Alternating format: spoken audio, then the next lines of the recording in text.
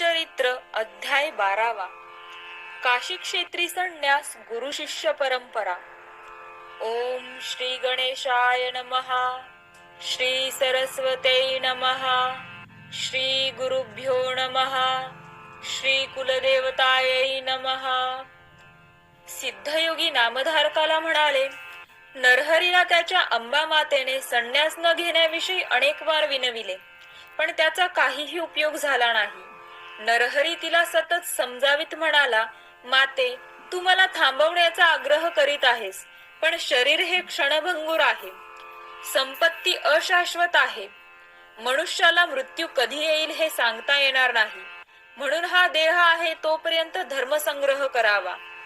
माणसाचे केव्हा काय होईल हे सांगता येणार नाही. मनुष्याचे आयुष्य क्षणाक्षणाला कमी होत असते. वृक्षाच्या पानावरील पाण्याच्या थेंबाप्रमाणे हे आयुष्य आहे. कधी गळून पडेल सांगता येणार नाही.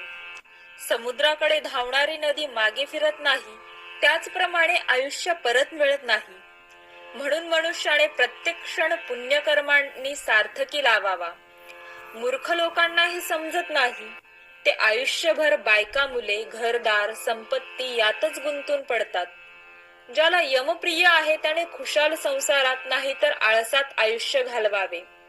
पण ज्याला आत्मज्ञान हवे आहे, मोक्ष मुक्ती मिळवायची असेल, त्याने विलंब न लावता धर्मसाधना करावी. मी तेच करणार आहे.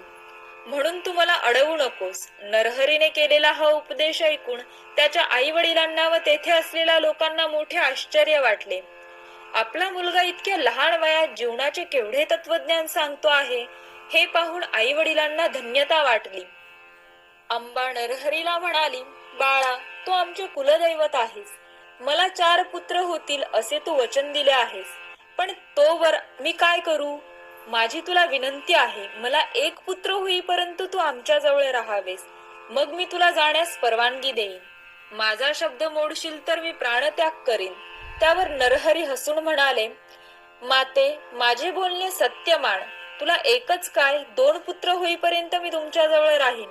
तुला 2 पुत्र झाले की मी थांबणार नाही. मी 1 वर्षभर तुमच्या जवळ राहीन. मग नरहरी 1 वर्ष आई वडिलांच्या जवळ राहिला. 7 वर्षांचा नरहरी सर्वांना वेद शिकवू लागला. 7 वर्षांचा हा मुलगा 4 वेद शिकवितो हे पाहून लोक थक्क झाले. मोठमोठे विद्वान लोक नरहरीचे शिष्य बनून वेद शिकू लागले. स्वतःला षटशास्त्री म्हणविणारे लोकही नरहरीकडे येऊ लागले. त्यामुळे नरहरीची कीर्ती सर्वदूर पसरली. ते पाहून आई वडिलांना मोठी धन्यता वाटू लागली. काही दिवसांनी अंबा गरोदर राहिली. 9 मास पूर्ण होताच तिला जुळे पुत्र झाले. नरहरीचा आशीर्वाद खरा ठरला. सद्गुरूंचे वचन खोटे कसे ठरेल? पुत्रप्राप्तीने आई वडिलांना अतिशय आनंद झाला.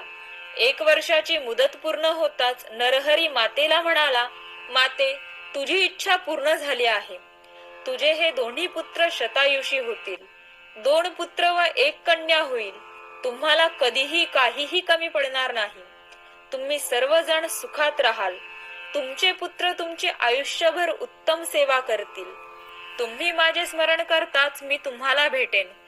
तुम्ही जन्मोजन्मी शिवाची आराधना केली आहे, त्याच भक्तिभावाने प्रदोष पूजा केली आहे.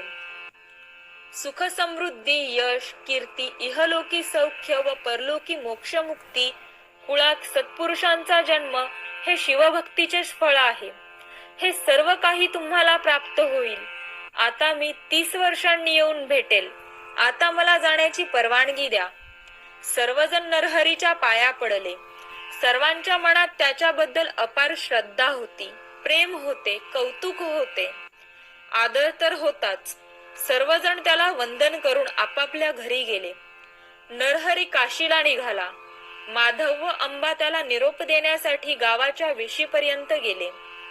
तेथे नरहरीने त्या दोघांना श्रीपाद, श्री वल्लभ व श्री दत्तात्रेय रूपात दर्शन दिले. त्या दोघांना धन्य धन्य वाटले. त्यांनी त्याला साष्टांग नमस्कार केला. नरहरी बद्रिकाश्रमाकडे निघाला, पण त्या अगोदर तो काशीला गेला.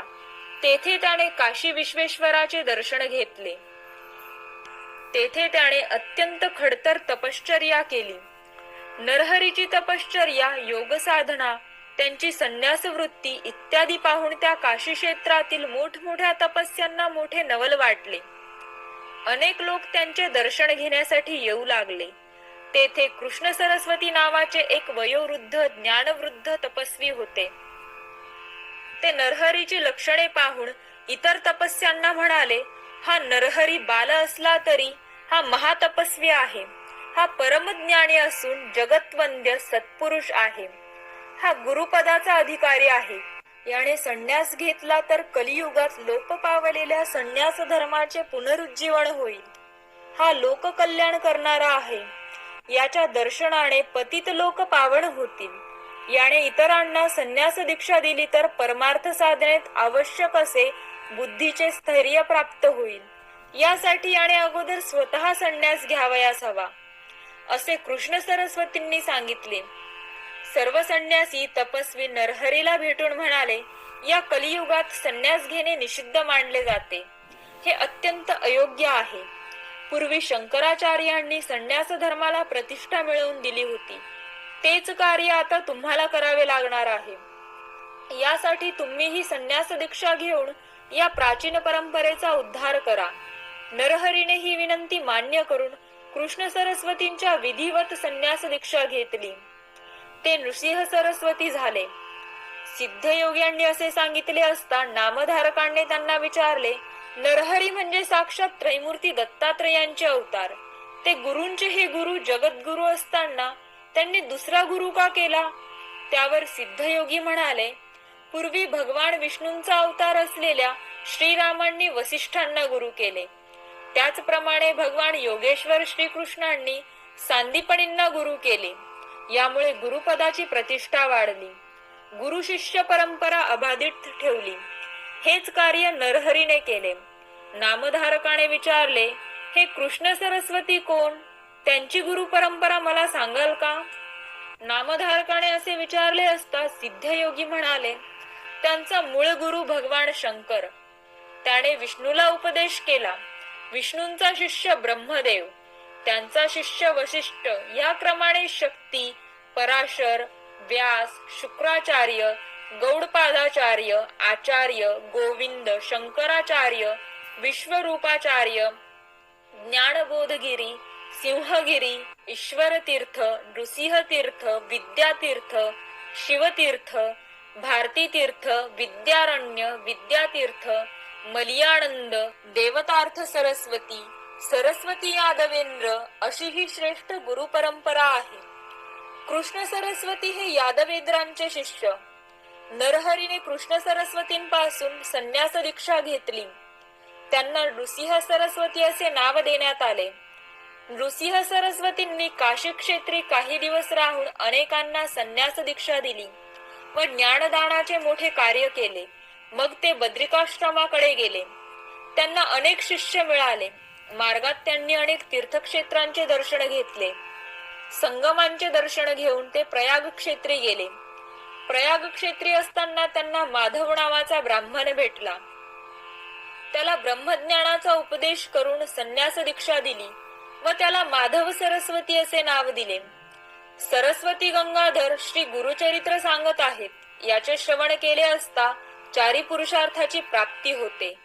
अशा रीतीने श्री गुरुचरित्रामृतातील काशी क्षेत्री संन्यास गुरु शिष्य परंपरा नावाचा अध्याय 12वा समाप्त. श्री गुरु दत्तात्रेयार्पणमस्तु.